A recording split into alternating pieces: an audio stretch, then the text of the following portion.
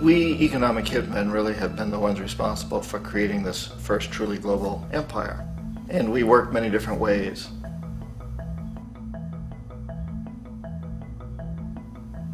But perhaps the most common is that we will identify a country that has resources our corporations covet, like oil, and then arrange a huge loan to that country from the World Bank or one of its sister organizations.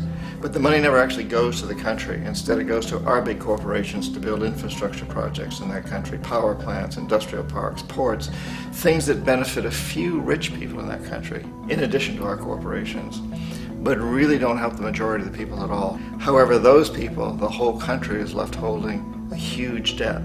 It's such a big debt they can't repay it, and that's part of the plan, that they can't repay it. And so at some point, we economic hitmen go back to them and say, listen, you owe us a lot of money, can't pay your debt, so sell your oil real cheap to our oil companies. Allow us to build a military base in your country, or send troops in support of ours to someplace in the world like Iraq, or vote with us on the next UN vote. To have their electric utility company privatized and their water and sewage system privatized and sold to U.S. corporations or other multinational corporations. So there was that whole mushrooming thing, and it's so typical of the way the IMF and the World Bank work, that you put a country in debt, it's such a big debt it can't pay it, and then you offer to refinance that debt and pay even more interest. And you demand this quid pro quo, which you call a conditionality or good governance, which means basically that they've got to sell off their resources, including many of their social services, their utility companies, their school systems sometimes, their penal systems, their insurance systems, to foreign corporations. So it's a double, triple, quadruple whammy. The precedent for economic hitmen really began back in the early 50s when democratically elected Mossadegh, who was elected in Iran, he was considered to be the hope for democracy in the Middle East and around the world. He was Time Magazine's Man of the Year. But one of the things that he'd run on and began to implement was the idea that foreign oil companies needed to pay the Iranian people a lot more for the oil that they were taking out of Iran. The Iranian people should benefit from their own oil. Strange policy. We didn't like that, of course. But we were afraid to do what we normally were doing, which was to send in the military. Instead, we sent in one CIA agent, Kermit Roosevelt, Teddy Roosevelt's relative. And Kermit went in with a few $1 million and was very, very effective and efficient. And in a short amount of time, he managed to get Mossadegh overthrown and brought in the Shah of Iran to replace him, who always was favorable to oil. And it was extremely effective. Mobs overflow Tehran. Army officers shout that Mossadegh has surrendered and his regime as virtual dictator of Iran is ended. Pictures of the Shah are paraded through the streets as sentiment reverses. The Shah is welcomed home. So back here in the United States, in Washington, people looked around and said, wow, that was easy and cheap. So this established a whole new way of manipulating countries, of creating empire. The only problem with Roosevelt was that he was a card-carrying CIA agent, and had he been caught, the ramifications could have been pretty serious. So very quickly at that point, the decision was made to use private consultants to channel the money through the World Bank or the IMF or one of the other such agencies, to bring in people like me who worked for private companies, so that if we got caught, there would be no governmental ramifications.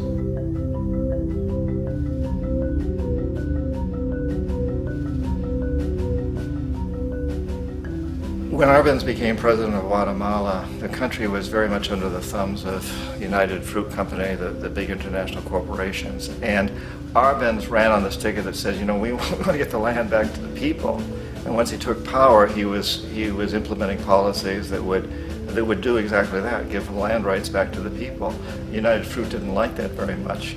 And so they hired a public relations firm, launched a huge campaign in the United States to convince the United States people, the citizens of the United States, and the press of the United States, and the Congress of the United States, that Arbenz was a Soviet puppet, and that if we allowed him to stay in power, the Soviets would have a foothold in this hemisphere. And that, at that point in time, was a huge fear on everybody's mind, the Red Terror, the Communist Terror. And so, to make a long story short, out of this public relations campaign came a commitment on the part of the CIA and the military to take this man out. And in fact, we did. We sent in planes, we sent in soldiers, we sent in jackals, we sent everything in to take him out, and did take him out. And as soon as he was removed from office, the new guy that took over after him basically reinstated everything to the big international corporations, including United Fruit.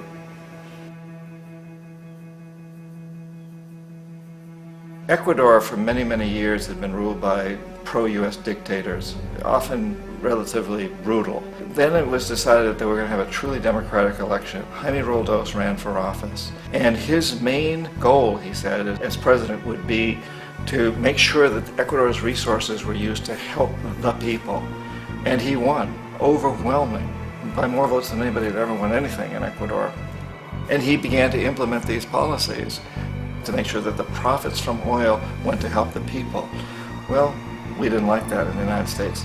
I was sent down as one of several economic hitmen to change Roldos, to corrupt him, to bring him around, to let him know, okay, you can get very rich, you and your family, if you play our game, but if you continue to try to keep these policies you've promised, you're going to go. He wouldn't listen. He was assassinated. As soon as the plane crashed, the whole area was cordoned off. The only people allowed in were U.S. military from a nearby base and some of the Ecuadorian military. When an investigation was launched, two of the key witnesses died in car accidents before they had a chance to testify. A lot of very, very strange things that went on around the assassination of Jaime Roldos. I, like most people who've really looked at this case, have absolutely no doubt that it was an assassination. And of course, in my position as an economic hitman, I was always expecting something to happen to Jaime, whether it be a coup or assassination, I wasn't sure, but that he would be taken down because he was not being corrupted. He would not allow himself to be corrupted the way we wanted to corrupt him. Omar Torrijos, president of Panama, was one of my favorite people. I really, really liked him. He was very charismatic. He was a guy who really wanted to help his country. And when I tried to bribe him or corrupt him, he said, look, John, he called me Juanito. He said, look, Juanito, I don't need the money. What I really need is for my country to be treated fairly. I need for the United States to repay the debts that you owe my people for all the destruction you've done here. I need to be in a position where I can help other Latin American countries win their independence and be free of this terrible presence from the north that you people are exploiting us so badly. I need to have the Panama Canal back in the hands of the Panamanian people. That's what I want. And so, leave me alone. Don't try to bribe me. It was 1981, and in May, Jaime Roldos was assassinated. And Omar was very aware of this. Torrijos got his family together and he said, I'm probably next, but it's okay because I've done what I came here to do. I've renegotiated the canal. The canal will now be in our hands. He just finished negotiating the treaty with Jimmy Carter. In June of that same year, just a couple of months later, he also went down in an airplane crash, which there's no question was executed by CIA-sponsored jackals. Tremendous amount of evidence that one of Torrijos' security guards handed him at the last moment as he was getting on the plane a tape recorder, a small tape recorder that contained a bomb.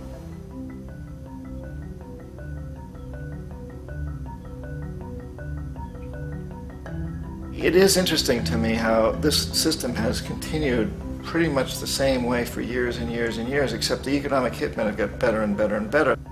Then we come up with, very recently, what happened in Venezuela. In 1998, Hugo Chavez gets elected president, following a long line of presidents who had been very corrupt and basically destroyed the economy of the country. And Chavez was elected amidst all that. Chavez stood up to the United States, and he's done it primarily demanding that Venezuelan oil be used to help the Venezuelan people. Well, we didn't like that in the United States. So in 2002, a coup was staged, which there's no question in my mind, and most other people's minds, that the CIA was behind that coup.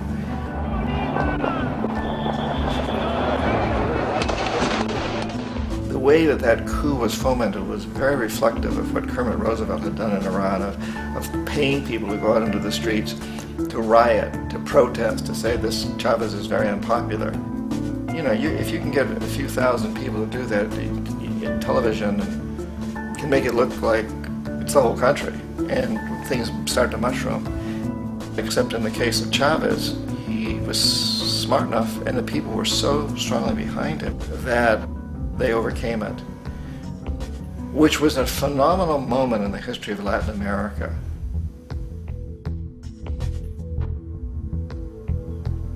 Iraq actually is a perfect example of the way the whole system works. So we economic hitmen are the first line of defense. We go in, we try to corrupt governments.